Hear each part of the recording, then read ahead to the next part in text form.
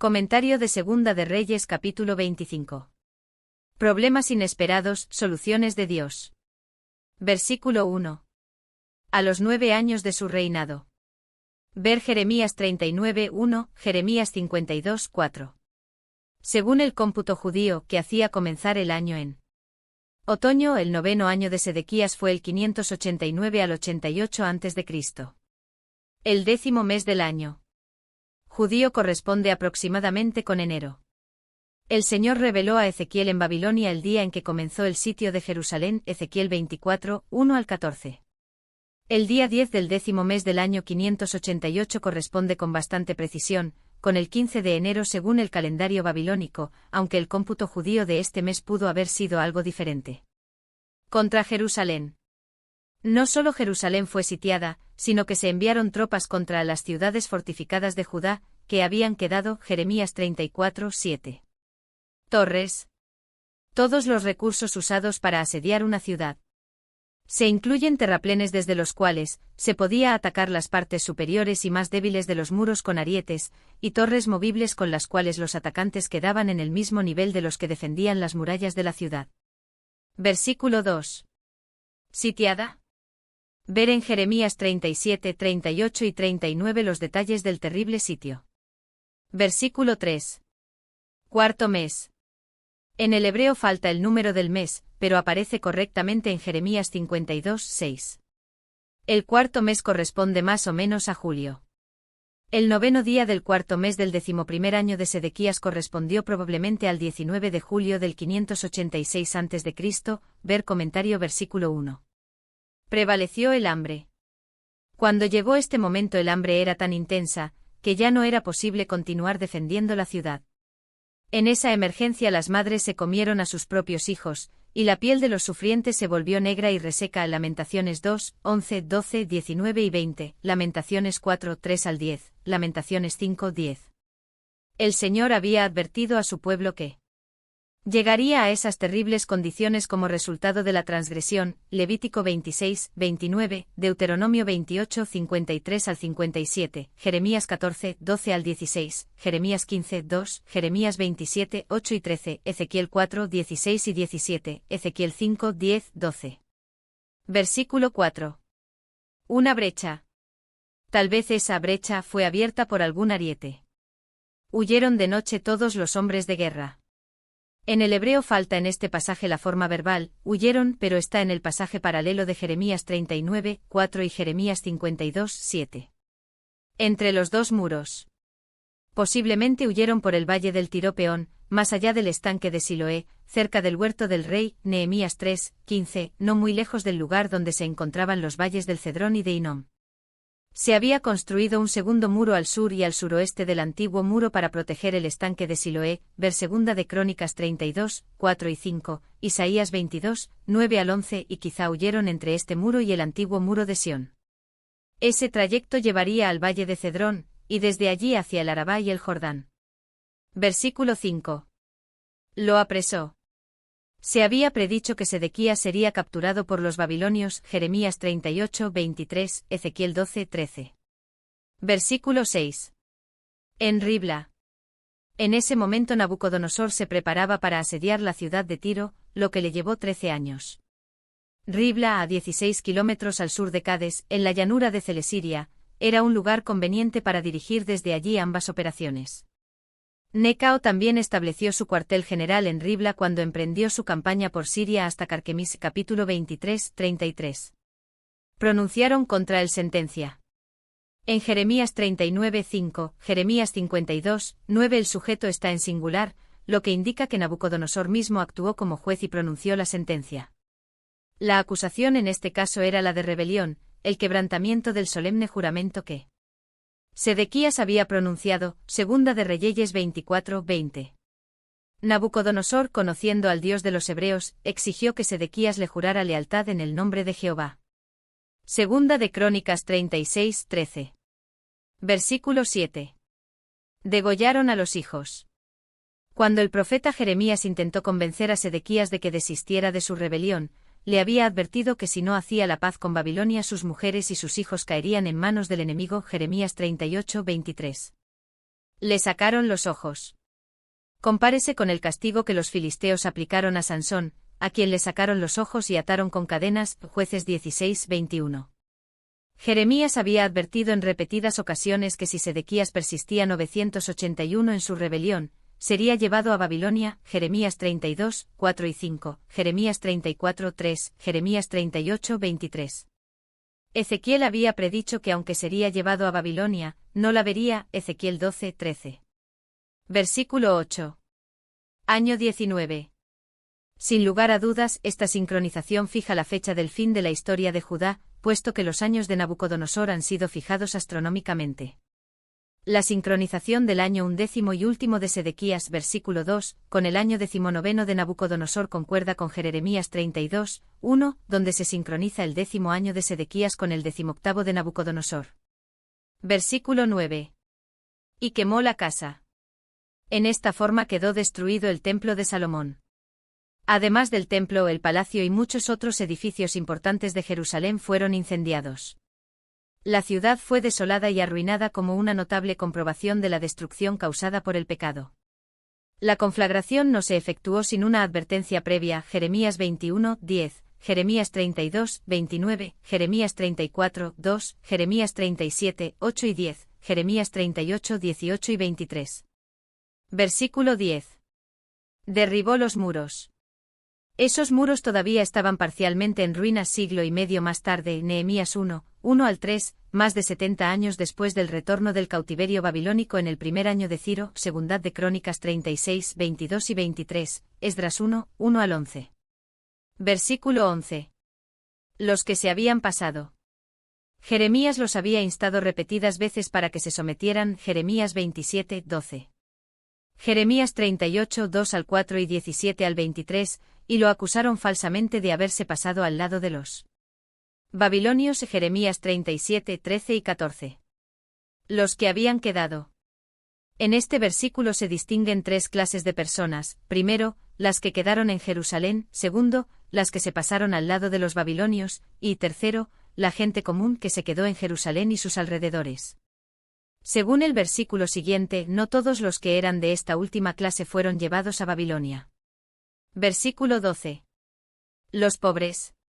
Ver Segunda de Reyes 24, 14, Jeremías 39, 10, Jeremías 40, 7, Jeremías 52, 16. Se dejó en el campo solo un remanente de los pobres, y se les dio tierra para que la cultivaran. Se esperaba que este grupo constituyera un núcleo de judíos leales a Babilonia. Versículo 13. Las columnas de bronce. Los tesoros más valiosos del templo ya habían sido llevados a Babilonia. Daniel 1, 2, Segunda de Crónicas 36, 7, Segunda de Reyes 24, 13, Segunda de Crónicas 36, 10, Jeremías 28, 3, pero todavía quedaban algunas de las macizas obras de bronce hechas por Hiram para el templo de Salomón. Entre ellas estaban las dos columnas de la entrada del templo. Primera de Reyes 7, 15 al 21, el mar de bronce. Primera de Reyes 7, 23 al 26, y las basas de bronce. Primera de Reyes 7, 27 y 28. Versículo 14. Los calderos. Ver Primera de Reyes 7, 45. Versículo 15. En oro.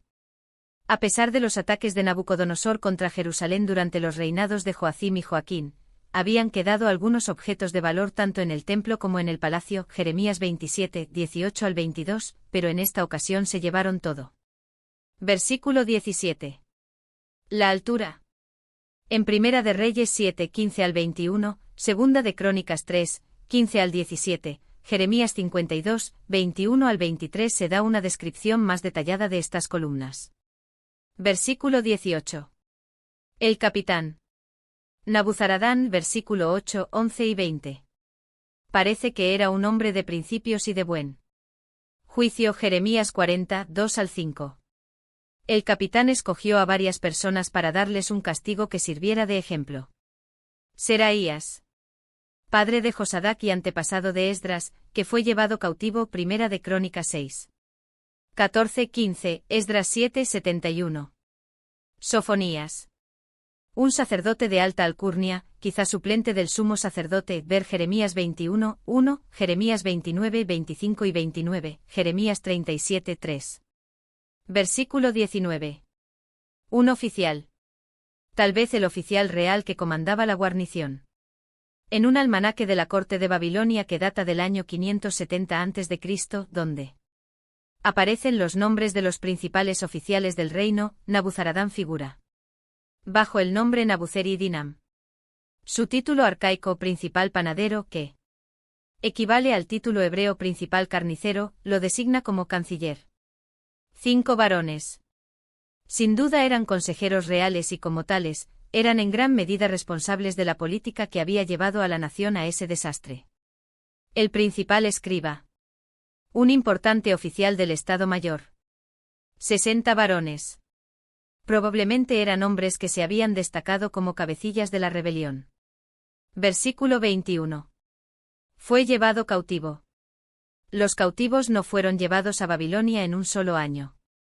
Ya en 605 a.C., en el tercer año de Joacim, algunos hebreos habían sido tomados cautivos. Daniel 1, 1-7. Otros cautiverios ocurrieron en el año 598, el séptimo año de Nabucodonosor. Jeremías 52, 28, en 597, el octavo año de Nabucodonosor. Segunda de Reyes 24, 12-16, en 587, el decimoctavo año de Nabucodonosor. Jeremías 52, 20. En 586, el decimonoveno año de Nabucodonosor, el gran cautiverio. Segunda Reyes 25, 8-11, Jeremías 52, 12-15 y también en 582, el 23er año de Nabucodonosor. Jeremías 52, 30. Versículo 22. Al pueblo. Ver en Jeremías 40-44 un relato más detallado. Como sabio administrador, Nabucodonosor prestó cuidadosa atención al pueblo que había quedado e hizo los debidos arreglos para su bienestar. Gedalías.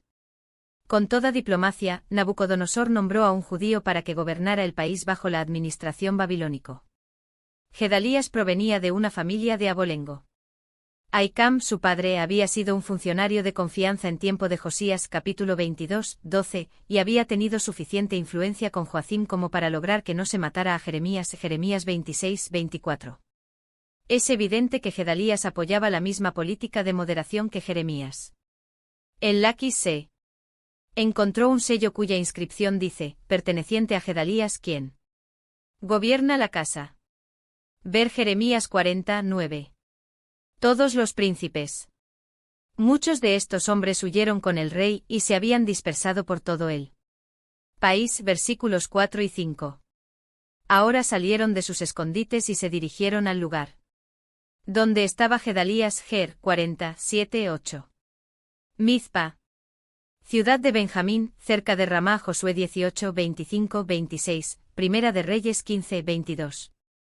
Se desconoce su ubicación exacta, pero algunos la sitúan a unos 7 u 8 kilómetros al noroeste de Jerusalén, véase el mapa frente a la página 385, y otros a unos 13 kilómetros al norte. Este comentario emplea en sus mapas esta última identificación, haciendo corresponder a Ramá con Tel Natsbe. Este lugar se le asigna a Atarot en el mapa de color de Palestina central. Durante la última parte del período de los jueces, a veces las tribus fueron convocadas a este lugar. Jueces 20, 1-3, Jueces 21, 1, 5 y 8.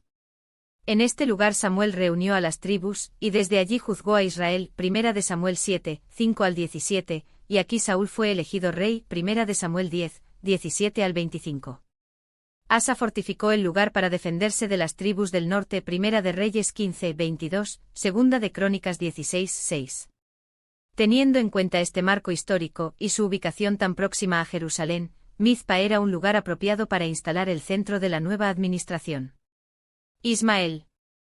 Nieto de Elisama. Versículo 25. Secretario real. Jeremías 36, 12 y 20 y de sangre real. Segunda Reyes 25, 25. Jeremías 36, 12. Jeremías 1, 1. Quizá este linaje suyo explique la actitud que asumió hacia Gedalías. Joanán. Ver Jeremías 40, 8. Más tarde Joanán advirtió a Gedalías de la traición de Ismael y se ofreció para matarlo, cosa que Gedalías no le permitió. Jeremías 40, 13-16. Posteriormente Joanán se volvió contra Ismael y se transformó en líder de un grupo de judíos que huyó a Egipto y obligó a Jeremías a acompañarlos. Jeremías 41, 14 y 15, Jeremías 42, 1 y 2, Jeremías 43, 2 al 7. Netofatita. Netofa al sudeste de Belén, lleva ahora el nombre de Kirbet Bet-Efelu, Esdras 2, 21 al 23, Nehemías 7, 26 y 27. Jaazanías.